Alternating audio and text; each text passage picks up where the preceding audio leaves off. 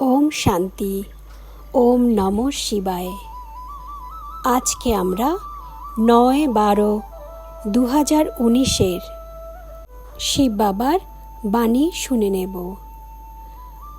বাণীর হেডিংয়ে রয়েছে, মিষ্টি বাচ্চারা, তোমরা নিশ্চিন্ত হয়ে যাও আর এটা ভাবো যে আমার বাবা আমার হাত ধরে আমার শ্রেষ্ঠ ভাগ্য লিখছে, আর যার হাত বাবা ধরেছে তার ভাগ্যে তো শুধু প্রাপ্তি, সফলতাই সফলতা রয়েছে। মুরলির শুরুতে কারো পার্সোনাল কথা রয়েছে। বাবা বলছে, সব ঠিক আছে, কোনো টেনশন নেই তো? এতটুকুও করো না, কারণ যা কিছু হিসাব কিতাব ছিল তা চুক্ত হয়ে গেছে। এখন আর টেনশন নেই। ব্যাস, শরীরও ঠিক আছে, মনও ঠিক আছে, শুধু একটু ধ্যান রাখলেই আরও ভালো হয়ে যাবে। টেনশন তো একেবারেই করা যাবে না, কারণ তোমার টেনশনের প্রভাব ওই বাচ্চার বুদ্ধিতে পড়বে। যেমন এই দুনিয়াতে আত্মার সঙ্গে আত্মার কানেকশন থাকে, তেমনি রক্তেরও কানেকশন থাকে, তাই না? তাই তুমি তোমার মনকে এতটা পরিষ্কার রাখো, এতটাই পজিটিভ রাখো, যাতে ওই আত্মার মনে খারাপ কোনো সংকল্প উৎপন্ন না হয়। ঠিক আছে? কোনো টেনশন নেই, বাবা আছে না? এত বড় পরিবার রয়েছে, বাবা আছে, সব ঠিক আছে, ওকে আছে, আর এখন সব ঠিক হয়ে যাবে। আচ্ছা, বাবা এসেইছে শান্তির স্থাপনা করতে, কারণ বাবা হলো শান্তির সাগর। তাই বাবা যখন এসেছে, অর্থাৎ শান্তির স্থাপনা করতে এসেছে। আজ থেকে এবং এখন থেকে, এই মুহূর্ত থেকে শুধু একটাই আওয়াজ যেন বের হয়। কোনো খারাপ পরিস্থিতি উৎপন্ন হলেই শুধু হৃদয় থেকে বলো, আমার বাবা, আমার সাথী, এসো, আমাকে সাহায্য করো। কারণ ভায়া পৌঁছতে যেও না, মানে কারোর মাধ্যমে বাবার কাছে পৌঁছতে যেও না। ভায়া হয়ে বাবার কাছে পৌঁছনোর চেষ্টা করলে পিছনেই পড়ে থাকবে। যখন ডাইরেক্ট বাবাকে পেয়ে গেছো, সৃষ্টির রচয়িতাকে পেয়ে গেছো, তাহলে ভায়া হয়ে আঙ্গুল কেন ধরতে যাবে? ডাইরেক্ট বাবার আঙ্গুল ধরো। ভায়া কারোর মাধ্যমে বাবাকে ধরতে গেলে বিভ্রান্তিতেও পড়তে পারো। বিভ্রান্তিতে পড়া যাবে না। এই জীবন এখন কেমন? সুখেরও আবার দুঃখেরও, তাই না? সুখ এবং দুঃখ দুটোরই টেস্ট, মানে স্বাদ, আত্মা নিয়ে থাকে। তাই এখন যে ধোঁকা, মানে দুঃখ রয়েছে জীবনে, এটা আর বেশি সময় নেই। সুখ রয়েছে, দুঃখ নেই।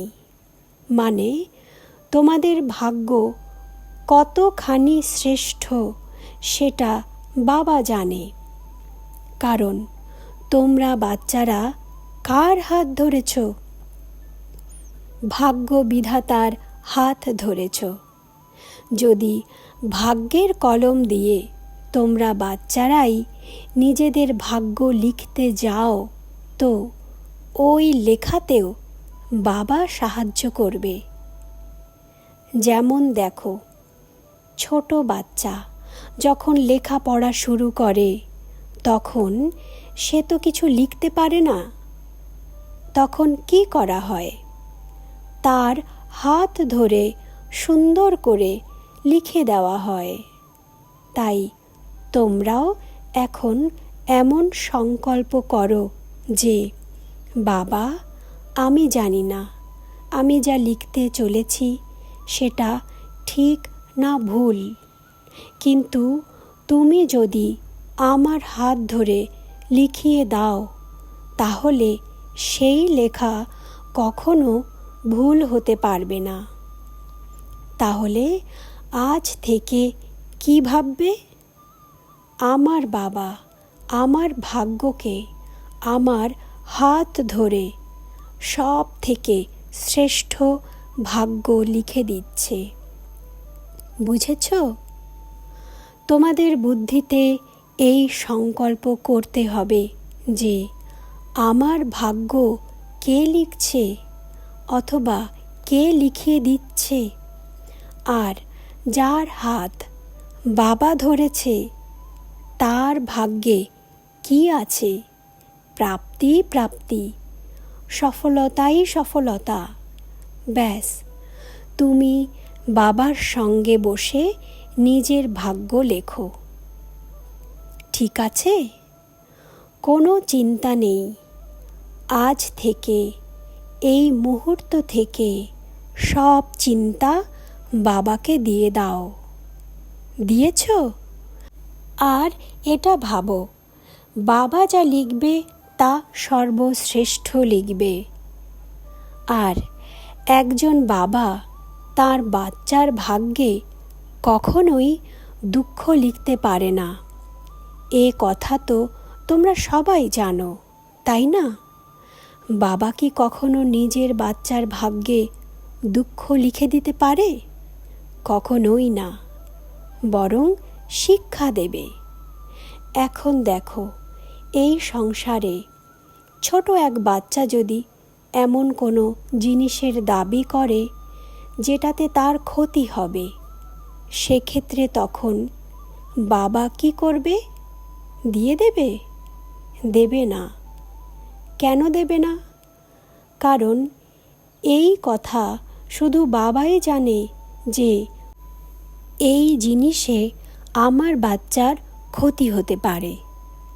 আর তখন বাচ্চা যদি ভাবে যে আমার বাবা ভালো না, আমার বাবা আমাকে দুঃখ দেয়, তাহলে সেটা কি কোনো বুদ্ধিমানের কথা হলো? ঠিক এই রকমই সব আত্মার পিতা পরম পিতা বাচ্চাদেরকে ওই জিনিস দেবে যাতে সদাকালের সুখের প্রাপ্তি হয়, দুঃখ না আসে। এখন তোমরা বলো, দুঃখের জিনিস চাই নাকি সুখের জিনিস চাই? সুখের জিনিসের জন্য পরিশ্রম লাগে। তাহলে আজ থেকে নিশ্চিন্ত হয়ে যাও। এতখানি নিশ্চিন্ত হয়ে যাও যে ভাবো, আমার বাবা আমার হাত ধরে আমার ভাগ্য লিখছে। বুঝেছ? নিশ্চিন্ত হতে পেরেছ নাকি এখনো চিন্তা আছে? একদম নিশ্চিন্ত হয়ে যাও, ঠিক আছে না? আচ্ছা দেখো, টেনশনের পরিবর্তে অ্যাটেনশন রাখো। এমন অ্যাটেনশন রাখো যে আমার দ্বারা যাতে কোনো খারাপ কর্ম না হয়, আমার দ্বারা কেউ যেন দুঃখ না পায়। এই রকমভাবে কর্ম করো।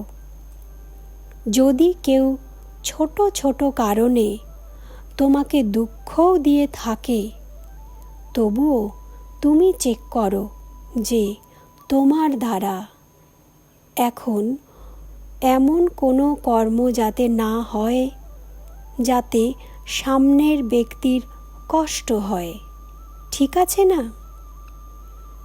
এরপর অকাল মৃত্যুর শোকে মর্মাহত এক পরিবারের উদ্দেশ্যে বাবা বলছে,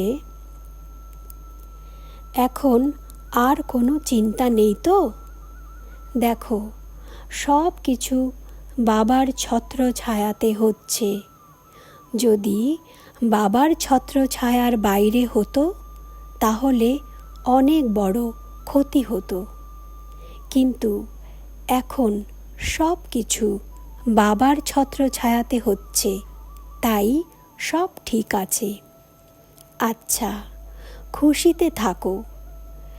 এখন এটা ভাবতে হবে, সব ভালো হবে।